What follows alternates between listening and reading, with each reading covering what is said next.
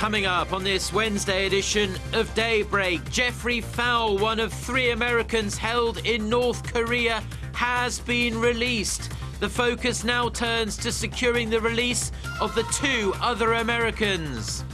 Korea's foreign minister tells Japan that it must sincerely resolve the issue of its historical wrongdoings if it wants to improve bilateral ties with Seoul. Plus, the World Health Organization says Ebola serum extracted from the blood of survivors could be available in a matter of weeks. Daybreak begins now.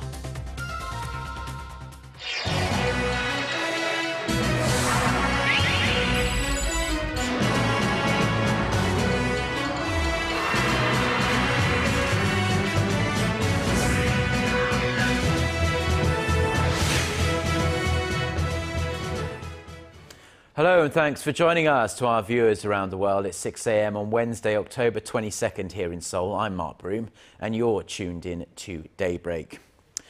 Our top story this morning, Jeffrey Fowle, one of 3 Americans being held in North Korea, has been released. The White House has confirmed that Mr. Fowle has already left the country on a U.S. government jet. White House spokesman Josh Earnest says Washington welcomed Pyongyang's decision to release the 56-year-old who'd been held in North Korea for nearly 6 months. The spokesman called on the North to also release Kenneth Bae and Matthew Miller. Mr. Fowle had been awaiting trial on charges of leaving a Bible at a nightclub in the northern port city of Chongjin last May. The US also expressed thanks to Sweden, which has an embassy in Pyongyang, for helping broker the release. Now, 10 days have passed since South Korea asked North Korea if it wanted to hold high-level talks on October 30th, but Pyongyang has yet to give its response to that proposal. But the regime has warned of fresh attacks on the South if anti-North Korean leaflets are flown across the border, as activists plan this weekend. Our Gwon-soa reports.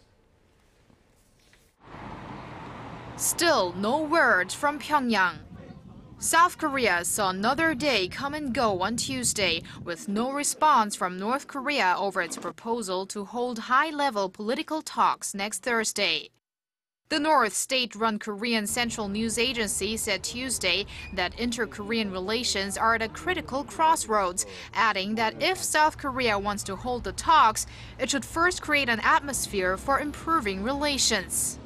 This comes a day after Pyongyang warned it would retaliate if Seoul continues with what it called provocations. North Korea was referring to an incident on Sunday when the 2 Koreas traded fire across their shared border. This after 10 North Korean soldiers were seen approaching the military demarcation line near the border city of Paju. Heightened military tensions have cast a dark cloud over prospects the talks will go ahead as planned. Experts believe North Korea's hostile behavior that follows a recent visit by a high-level North Korean delegation is a calculated move, and that the regime wants to put itself in a better position for talks. There is a high chance that North Korea will respond to South Korea's proposal for a second round of high-level talks after watching how the Park administration deals with the South Korean activists that plan to send anti-propaganda leaflets later this week. Sunday's shootout came a little over a week after North Korea fired at balloons carrying the leaflets. If talks resume, Pyongyang is expected to ask the South to lift sanctions, provide economic support, and take steps to stop South Korean activists from flying anti-Pyongyang leaflets across the border. Gwon-soa, Arirang News. South Korea has emphasized that North Korea's words should match its actions to improve inter-Korean relations. Unification Minister Ryu Gil-jae said on Tuesday that the North's surprise high-level visit to the South early this month showed the regime was willing to mend bilateral ties, but he pointed out that recent altercations at the inter-Korean land and maritime borders showed otherwise. The official added that planned high-level talks between the Koreas should cover sanctions imposed against the North and the resumption of tours to North Korea's Mount Kumgang resort. President Park Geun-hye will hold summit talks with Chinese President Xi Jinping at next month's APEC summit in Beijing. That's been confirmed. Watchers say the move signals the closening ties between Seoul and Beijing. Our Ji Myung-gil reports. Former top Chinese diplomat Tang Jia-xuan came to his meeting with President Park Geun-hye on Tuesday with a message from Chinese President Xi Jinping that summit talks will take place next month as widely expected. Tang said President Xi was looking forward to seeing President Park at November's APEC summit in Beijing, adding that President Park is highly revered in China, not just as a head of state, but also as a distinguished guest. President Park responded by thanking Tang for his deep interest in Korea-China relations, even after retiring as a diplomat in 2008. 퇴임하신 후에도 이렇게 한중 관계 발전을 위해서 이렇게 참 활발하게 활동하고 계신 게 참 저한테는 인상적입니다. It is not the first time that President Park met with Tang. She had talked with the former Chinese official on several occasions before becoming president to discuss issues mainly related to Pyongyang's nuclear program. President Park Geun-hye and I have met 7 times, both in Seoul and Beijing, including today's meeting. As for the upcoming Korea-China summit, it would come just 4 months after Chinese President Xi visited President Park in Seoul. That visit was seen as a snub to Pyongyang, since the Chinese leader decided to visit Seoul before North Korea. Ji Myung-gil, Arirang News. Now, South Korea's foreign minister has emphasized to Japan that a satisfactory resolution to the issue of wartime sexual slavery is the key to improving the two countries' strained bilateral ties. Meeting with Japan's top security advisor, Shotaro Yachi, in Seoul on Tuesday, Yoon Byung-se said Korea-Japan relations have been clouded by historical issues. The Japanese official's visit is part of Tokyo's bid to enhance bilateral ties and set up a face-to-face meeting between President Park Geun-hye and Prime Minister Shinzo Abe. Yoon said Japan knows what conditions have to be met before Seoul agrees to hold such talks. The Korean government has said President Park could be willing to meet with Abe if Japan takes sincere measures to address the issue of its sexual enslavement of tens of thousands of Korean women in the early 20th century.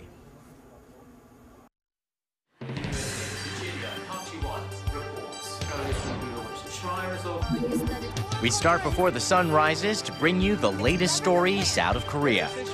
We also lead the way with important global coverage. Stay on the pulse of what is happening with Daybreak.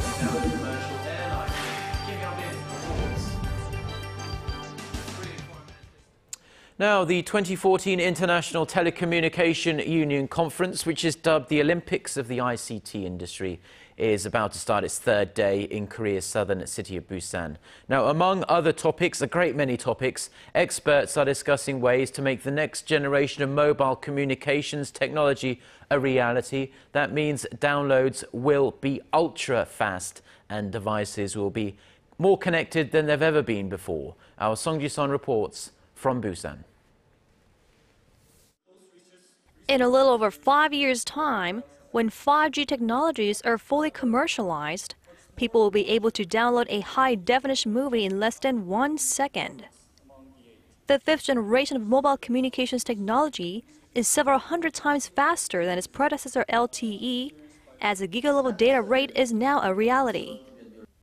In the early years of 2020, will feature approximately 6 gigabits per second peak data rate and may eventually reach up to tens of gigabits per second. However, what is more important than the peak data rate, we think, is the minimum data rate experienced by the users. That threshold will be maintaining a minimum data rate of 1 gigabit per second. But Samsung recently succeeded in establishing a 1.2 gigabit per second data rate on a vehicle that was traveling at 100 kilometers an hour. So we're inching closer to realizing the next generation of mobile technology, something that will connect all individuals and things also known as Internet of Things. When 5G technologies launch in 2020, everyone will be connected. Every object will be connected to each other, and objects and individuals will be connected. It will be an ultra-connected world, which will mark the beginning of an entirely different paradigm for ICTs. The Korean government aims to test its 5G technologies at the 2018 Pyeongchang Winter Olympic Games.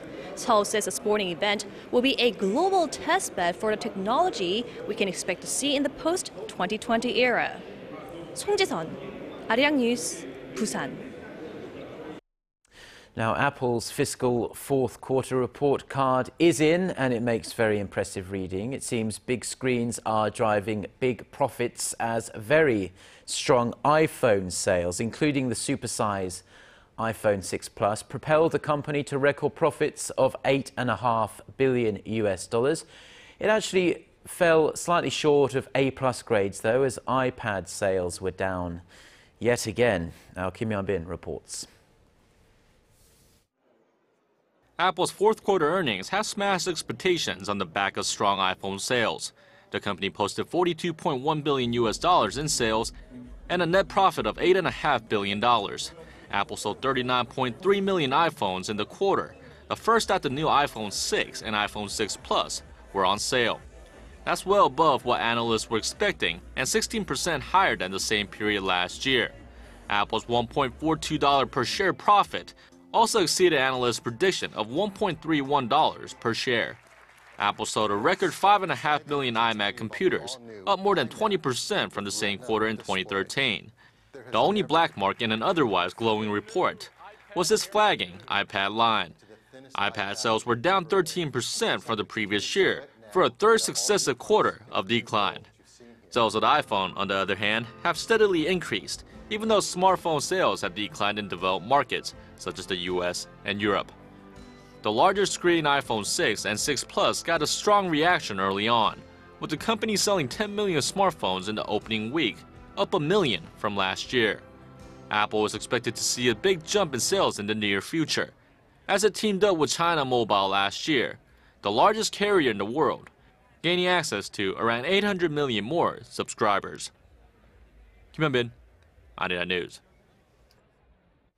Now to some worrying news for the world's second largest economy. China's economic growth in the third quarter slowed to its weakest in more than 5 years.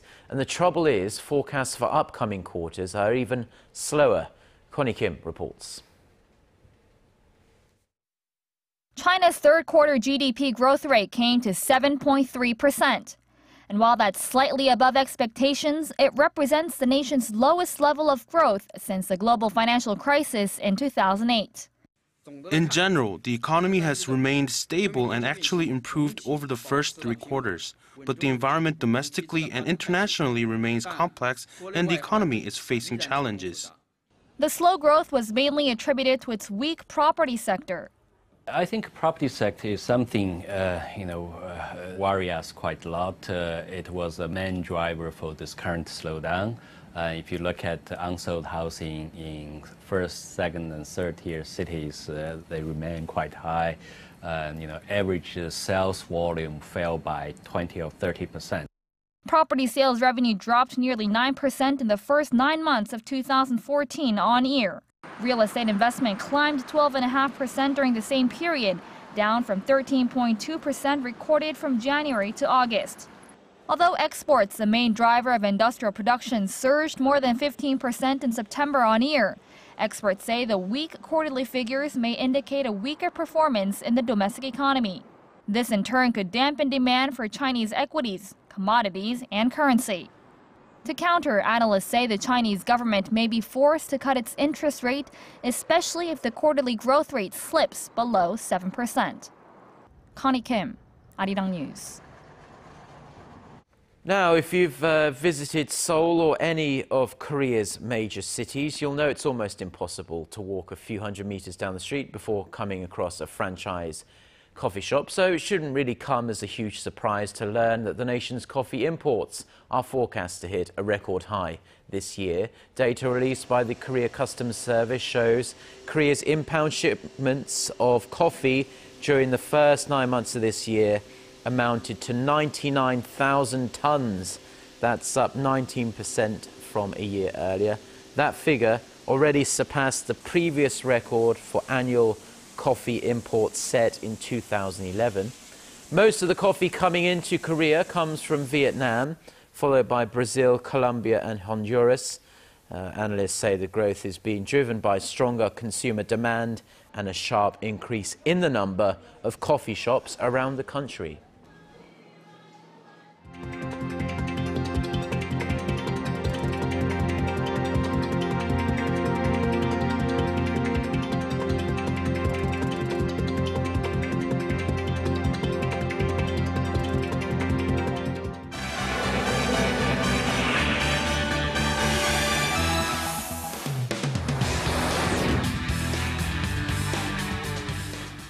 Time now to get you caught up on the global headlines we're following on this Wednesday morning here in Seoul. For that, we turn it over to our Eunice Kim standing by the news centre with the developments for us. Good morning, Eunice. Good morning to you, Mark. We'll begin with developments in the worldwide stride toward creating a vaccine to stop the spread of Ebola. The World Health Organization says a serum containing the antibodies from the blood of Ebola survivors could be sent within weeks to Liberia. That's according to the group's Assistant Director General for Health System and Innovation, Dr. Marie-Paul Keeney, who said the treatment was not without risks and would come with strict guidelines. Similar treatments were used in Western countries, most recently in the Spanish nursing assistant ultimately cleared of the disease. Dr. Keeney also said work on a vaccine was advancing quickly to get drugs to West Africa by January of next year. She said 2 experimental drugs are due to be tested on humans in the coming weeks and hopes to produce initial results by the end of the year. This as in the United States. The country will require all air travelers coming from Liberia, Sierra Leone, and Guinea to be examined at one of 5 major airports already conducting enhanced screening, stopping short of a travel ban that some local lawmakers have been demanding. Pro-democracy protest leaders and government officials in Hong Kong have wrapped their first formal meeting without a breakthrough. The dialogue was described by student leaders as vague, while state leaders called it constructive and said they hope to continue the talks to resolve the weeks-long deadlock. And just hours before the talks, Hong Kong's chief executive C.Y. Leung offered his first apparent concession. While the demanded direct elections would be off the table, he said there was room to discuss opening up the formation of the key 1,200-member nominating committee so that it's more representative of the people. Thousands of people were back on the highways last night to watch the broadcasted talks on giant screens in Admiralty. Acclaimed sprinter Oscar Pistorius has begun his 5-year prison sentence handed to him on Tuesday for shooting dead his girlfriend Riva Steenkamp on Valentine's Day last year. The sentencing announced by South African judge Thokozile Masipa wrapped an oftentimes emotional 8-month trial. She had rejected the defense's request for community service and house arrest for the verdict of culpable homicide, saying it would be too lenient. Law experts say the 27-year-old track star could be eligible for parole after serving just 10 months behind bars. On a separate firearms charge for which Pistorius was also found guilty, Judge Masipa gave him a 3-year suspended sentence. And finally, some sobering statistics to tell you about. The UN's children's agency UNICEF says a child is killed by violence every 5 minutes somewhere in the world.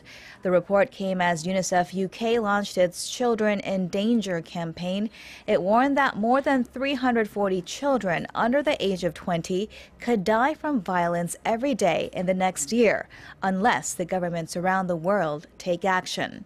It said only 41 countries had an explicit ban on violence against children.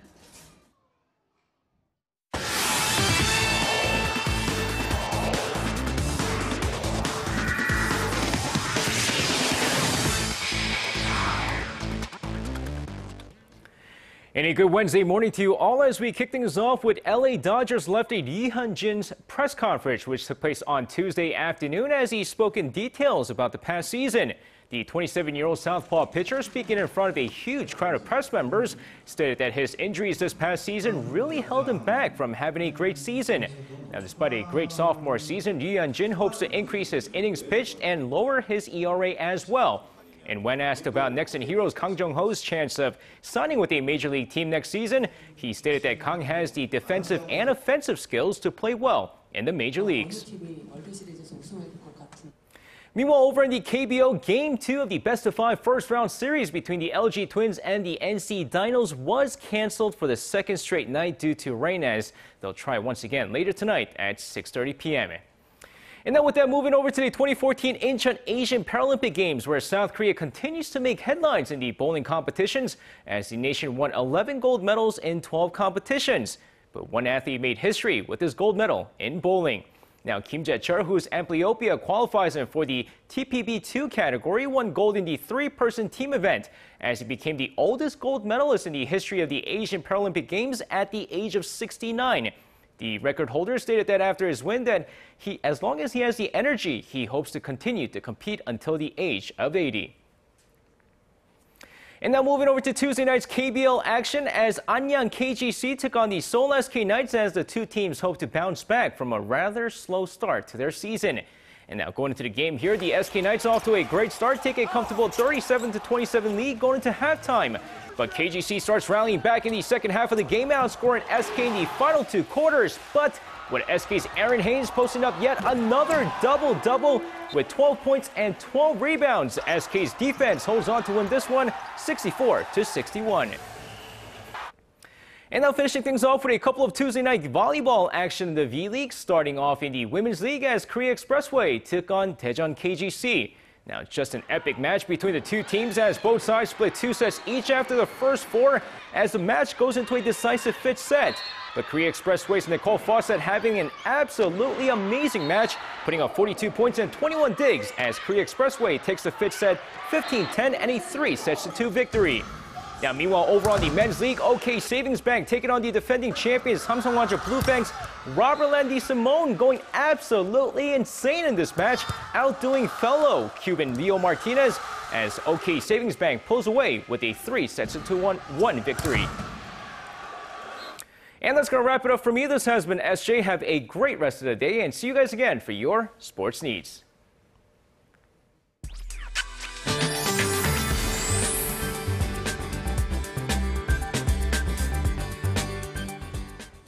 Good morning. Well, rain has let up in the upper parts, but due to the weak trough of low pressure, some parts in the southern provinces are still receiving autumn rain at this hour, and about 5 to 20 millimeters of more rain is expected in those areas. And then rainy skies will turn into a cloudy one, and the upper parts will see the mostly sunny skies later in the afternoon. And it's much chillier this morning, but highs will be similar to Tet, lower than yesterday, hardly making to 20 marks. So let's take a closer look at today's temperatures.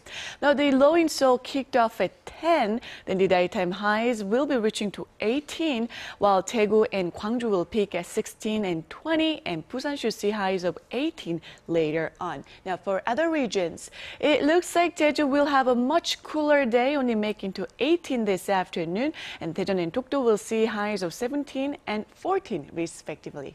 Well, that's all for Korea, and here's international weather for viewers around the world.